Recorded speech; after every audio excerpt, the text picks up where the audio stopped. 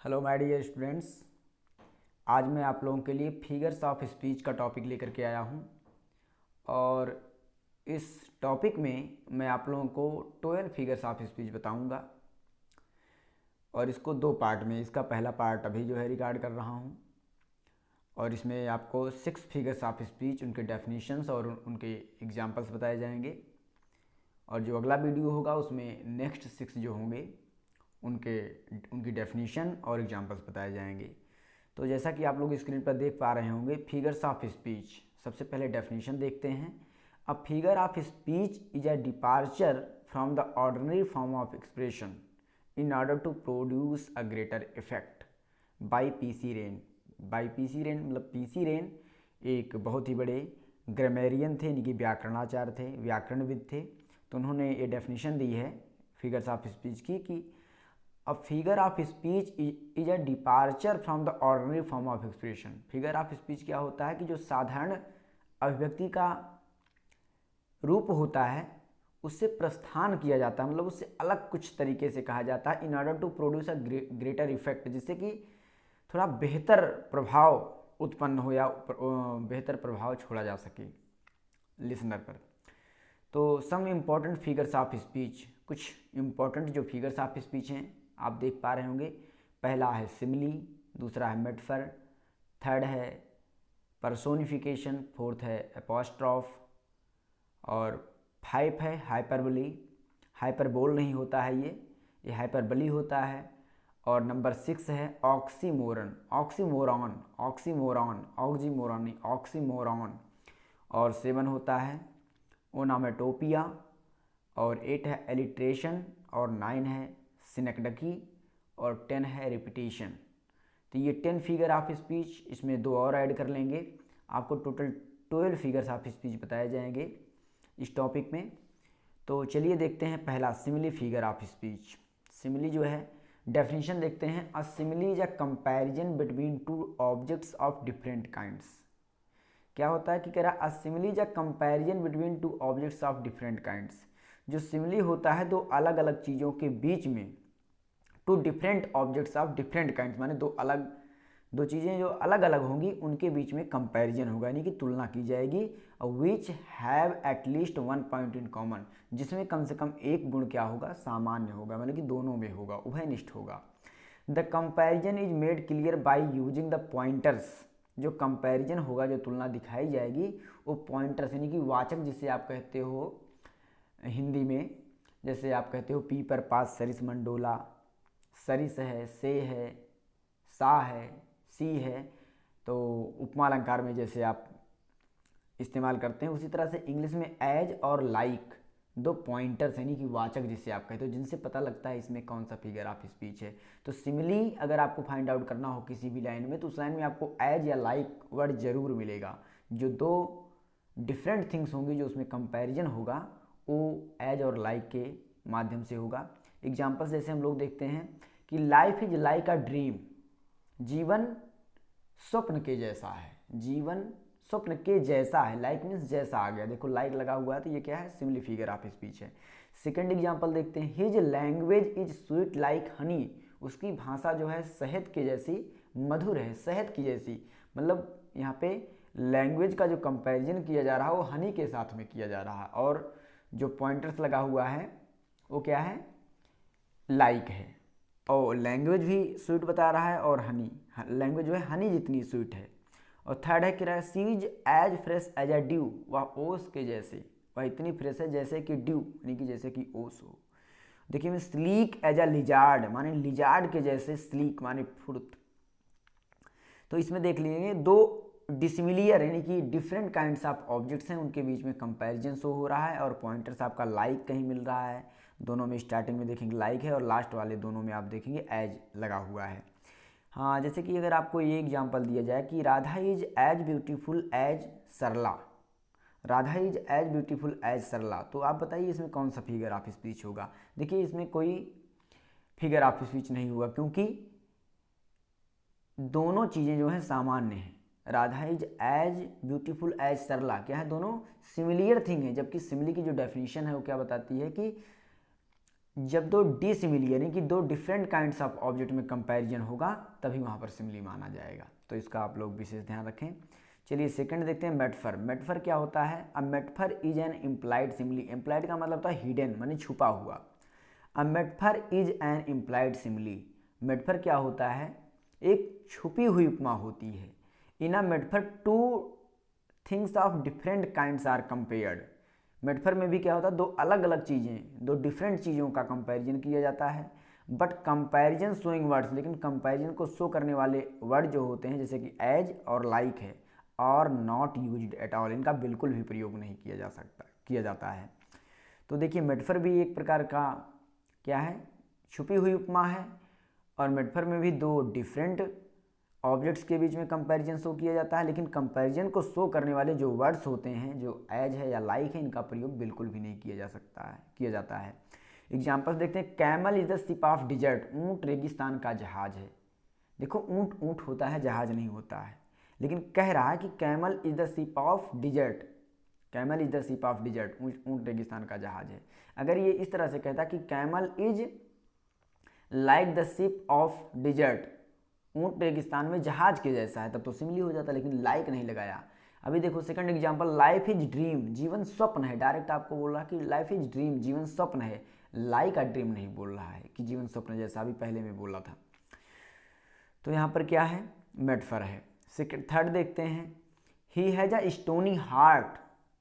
वो पत्थर दिल है, या उसका दिल पत्थर का है। दिल उसका पत्थर का नहीं है, उसमें सिमिलरिटी है, मतलब उसमें दया नहीं है, बहुत कठोर हृदय है। तो वो लोग बोलते हैं he has a stony heart, उसका हृदय क्या है? पत्थर है, पत्थर दिल है। अब बताओ भाई, किसी का दिल पत्थर का हो जाएगा तो वो आदमी जीवित रहेगा क्या? किसी का दिल पत्थर का नहीं होता है, तो वो बहुत निर्दयी है, इसलिए उसको स्टोनी हार्ट बोला गया है। तो he has a stony heart. अगला देखते हैं। इंजन ऑफ अर फैमिली, वह अपने परिवार का इंजन है। इंजन मतलब जानते हैं ना? तो आदमी, वो एक चिड़िया है गोल्डफिंच नाम की, वो अपने परिवार को चलाती है, बच्चों को खिलाती है। तो उसको बोल दिया गया उस पोएम में कि इंजन ऑफ अर फैमिली, अपने परिवार का वो इंजन है। इंजन क्या होता है? किसी भी यंत्र जो होता है उसमें इंजन मेन पार्ट होता है, जो उसको पूरे को संचालित करता है। तो उसी से कंपैरिजन किया, लेकिन डायरेक्ट कंपैरिजन है, इसमें एज और लाइक का प्रयोग नहीं किया। इंजन ऑफ अर फैमिली उसे बोला कि वो अपने परिवार का इंजन है। सेकंड में देखेंगे वॉइस ऑफ द रेन में एक लाइन आती है, I am the poem of earth. बारिश कहती है कि I am the poem of earth, कि मैं पृथ्वी की कविता हूँ। तो रेन रेन होती है, कविता नहीं होती है। तो I am the poem of earth में भी मेटफर फिगर ऑफ स्पीच है। चलिए थर्ड देखते हैं। पर्सोनिफिकेशन, मानवीयकरण अलंकार हम लोग देखते हैं। In personification lifeless objects and abstract ideas are thought of as living beings having personality and intelligence. Personification figure of speech में लाइफलेस ऑब्जेक्ट्स जो होती हैं, यानी कि निर्जीव चीज़ें जो होती हैं, एंड अब्स्ट्रैक्ट आइडियाज, और जो भाववाचक विचार या संज्ञाएं होती हैं, are thought of as living being, उन्हें सजीव के जैसा माना जाता है या समझा जाता है। हैविंग पर्सनालिटी, उनका भी एक व्यक्तित्व माना जाता है, एंड इंटेलिजेंस, और उनमें भी बुद्धिमत्ता मानी जाती है। तो मानवीयकरण, कभी कभी पूरी स्टोरी ही मानवीयकरण में लिखी जाती है। तो अभी देखते हैं मेटफर्स का जो पर्सोनिफिकेशन का जो एग्जाम्पल्स है। लव इज ब्लाइंड, प्रेम अंधा होता है। जबकि अंधा होना, भाई जिसकी आँख होगी वही अंधा होगा, आँख जब नहीं रहेगी तो। अब लव क्या है? Love is abstract noun. Love क्या है? अब्स्ट्रैक्ट आइडियाज है, नाउन है। लव को किसी ने देखा, उसका कोई शेप, साइज, रूप, रंग कुछ नहीं होता है। जब शरीर ही नहीं होता तो आँख होने का कोई चांस नहीं, फिर भी क्या बोला गया? लव इज ब्लाइंड, प्यार अंधा होता है। तो यहाँ पर क्या है? पर्सोनिफिकेशन किया गया है उस प्रेम में, अब्स्ट्रैक्ट आइडियाज में जो है, जो मनुष्यों के अंदर जो गुण होता है, मनुष्य ही अंधा होता है क्योंकि उसके एक फिजिकल स्ट्रक्चर होता है उसका। तो यहाँ पर है आपका पर्सोनिफिकेशन की। आगे कह रहा कि death lays her icy hands on kings, मृत्यु अपने बर्फीले हाथ राजाओं पर भी फेरती है, यानी कि राजाओं की भी मृत्यु होती है। तो डेथ लेज हर, अब देखो डेथ को किसी ने देखा है, उसका हैंड होता है। इसमें कह रहा कि death lays her icy hands on kings, मृत्यु जो है अपने बर्फीले हाथ राजाओं पर भी फेरती है। तो उसको हाथ मान लिया गया, मतलब उसको एक रूप के रूप में माना जा रहा है, जबकि डेथ का कोई रूप, रंग, आकार नहीं होता है।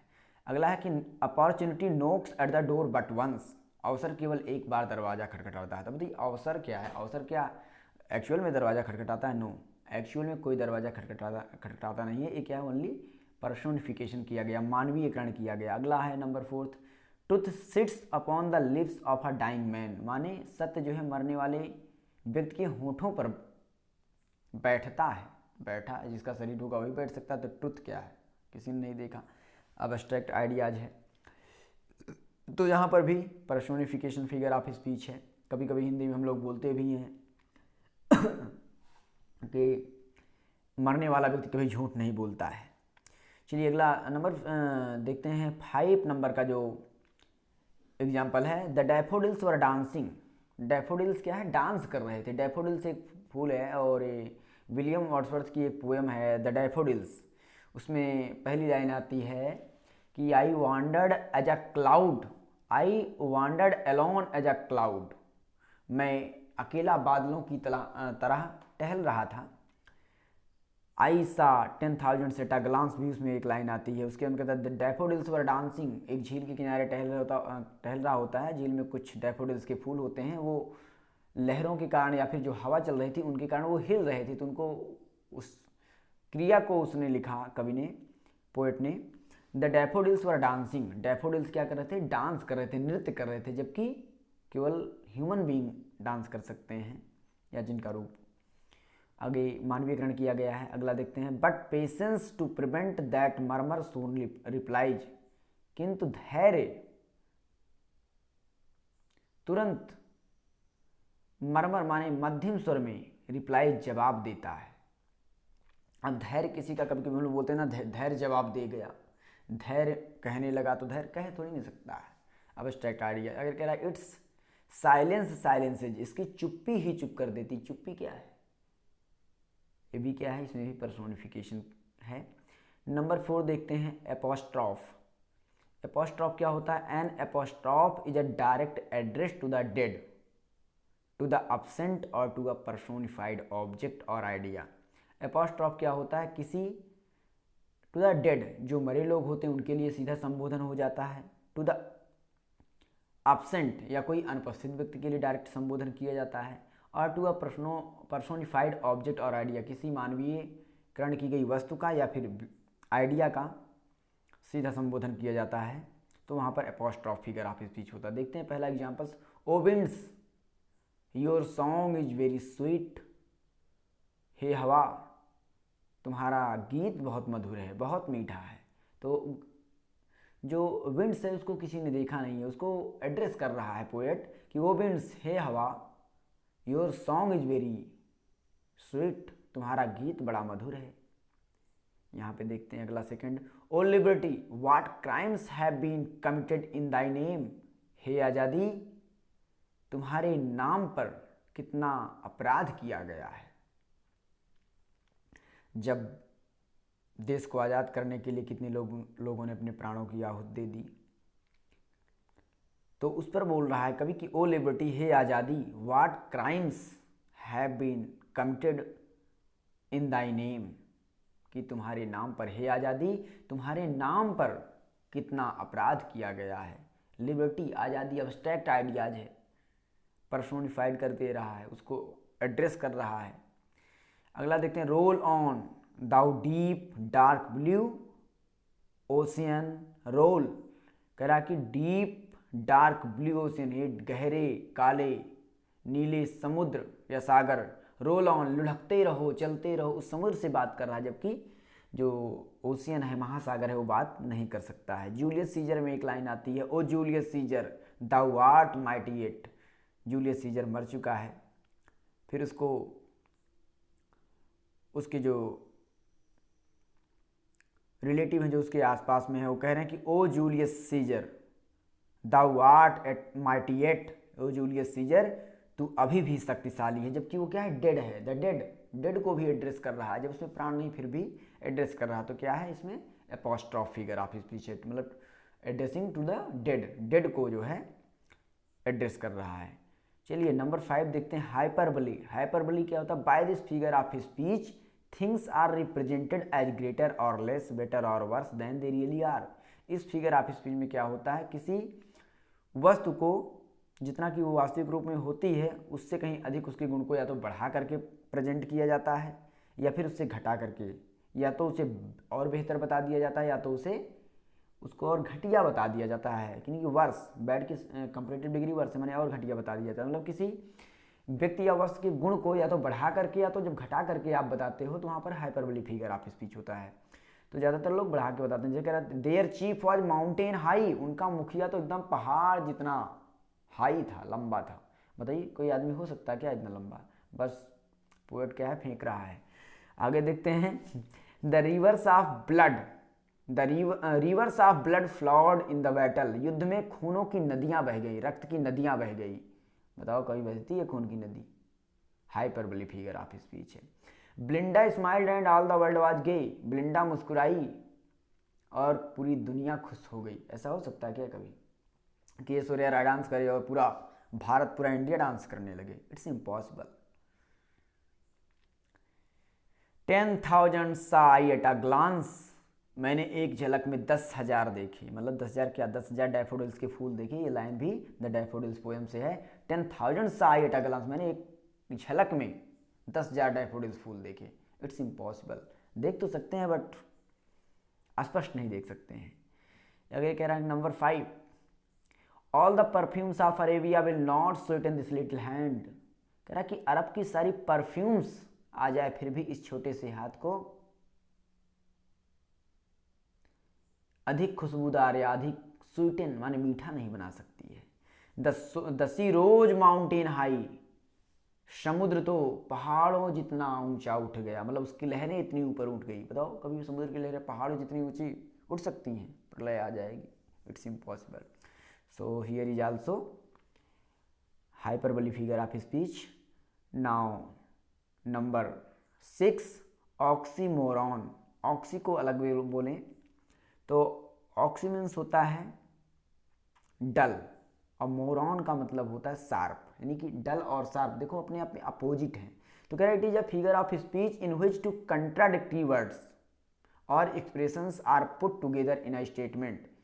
इस फिगर ऑफ स्पीच में क्या होता है, टू कंट्राडिक्टरी वर्ड्स माने दो आपस में विरोधी जो शब्द होते हैं, विरोधी अर्थ एक दूसरे के कंट्रास्ट में होते हैं या एक्सप्रेशंस होती है, उसको साथ एक सेंटेंस में रखा जाता है। देखते हैं, life is bitter sweet, bitter और स्वीट क्या है, बिटर मीन्स कड़वा, स्वीट मीन्स मीठा, दोनों क्या है, कंट्राडिक्टरी वर्ड है, माने एक दूसरे का विरोध, यानी कि अपोजिट है, उन वर्डों को रखा जाता है। तो लाइफ इज बिटर स्वीट, जीवन खट्टा मीठा है, ये भी कह सकते हो। तो it is an open secret, अब बताइए जब ओपन हो गया तो सीक्रेट कैसा, जब सीक्रेट है तो ओपन कैसा? दोनों क्या है, कंट्राडिक्टरी वर्ड्स हैं। कह रहा कि ही इज रेगुलरली इरेगुलर, वह नियमित रूप से अनियमित है। देखिए contradictory. He is an innocent criminal, वह एक भोला अपराधी है। तो भोला है तो अपराधी कैसा हो जाएगा, अपराधी है तो इनोसेंट कैसा, निर्दोष, जिसे इनोसेंट माना होता है निर्दोष, वह निर्दोष अपराधी है। भाई निर्दोष कैसे अपराधी हो, अपराधी है तो निर्दोष नहीं रहेगा और निर्दोष रहेगा तो अपराधी नहीं रहेगा। अगला करेंगे, तो he was feeling sweet pain, वह मीठा मीठा दर्द अनुभव कर रहा। बताइए दर्द कभी मीठा होता क्या? अगर कह रहा है कि अपोजिट वर्ड हैं, सब कंट्राडिक्टरी वर्ड्स हैं। इसमें कह रहा है ही इज द वाइजेस्ट फूल, वह सबसे बड़ा बुद्धिमान मूर्ख है। या तो बुद्धिमान होगा भाई या तो मूर्ख होगा, यानी कि दोनों क्या है, कंट्राडिक्टरी वर्ड्स हैं, कंट्राडिक्टरी आइडियाज या एक्सप्रेशंस यहाँ पर शो हो रहे हैं। तो यहाँ पे क्या होगा, ऑक्सीमोरन फिगर्स ऑफ स्पीच होगा। सो 6 I have completed here, and one more thing I would like to tell you that I was forgotten, and that is this one, second one, मेटफर। मेटफर figure of speech को figure of speech का king कहा जाता है, यानी कि राजा कहा जाता है। मेटफर को क्या कहा जाता है, फिगर ऑफ स्पीच का किंग कहा जाता है, राजा कहा जाता है। और एक बात बताएं, इसमें IA रिचर्ड एक थे, उन्होंने मेटफर फिगर ऑफ स्पीच को दो पार्टों में डिवाइड कर दिया है। एक तो टेनर और एक को व्हीकल कहा, जैसे कि जैसे लाइफ को क्या बोला, ड्रीम बोला गया है, तो लाइफ को यहाँ पर बोलेगा वो टेनर और ड्रीम को बोलेंगे व्हीकल। जैसे कैमल यहाँ पे क्या है, टेनर है और the ship of the dessert क्या है, शिप क्या है आपका व्हीकल है। इस टाइप से किया गया है, इन्होंने दो पार्ट में डिवाइड किया है मेटाफर को। किसने, IA रिचर्ड ने। उन्होंने जिसका कंपैरिजन करते हैं उसको बोलते हैं टेनर, और जिससे किया जाता है उसको व्हीकल बोलते हैं। So that's all in this video my dear students. I will provide you the rest 6 figure of speech with their definition and examples in the next video. Till then, keep learning and keep practicing. Bye bye.